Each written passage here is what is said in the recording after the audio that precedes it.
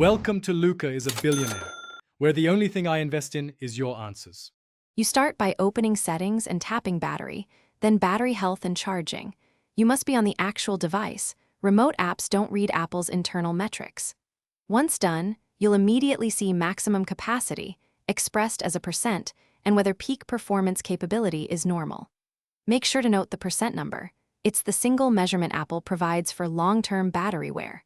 This is the only built-in way Apple offers to gauge health without diagnostics tools.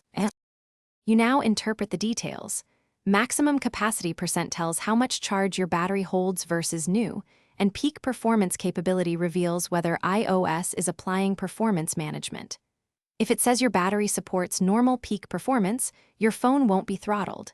If not, iOS explains why. Also note optimized battery charging. When enabled, it delays full charging to reduce wear, which can change charging behavior but not the health percent. Once understood, you can proceed to action steps below. You finish by acting on what you saw.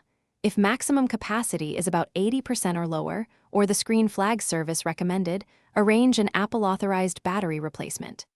If charging seems odd, toggle optimized battery charging off then back onto test. Make sure to restart the iPhone and revisit battery health if numbers look inconsistent. Reboots clear transient sensor issues. If problems persist, contact Apple support. A diagnostics test confirms whether the internal. Thanks for watching and please subscribe. It's the best investment you'll ever make.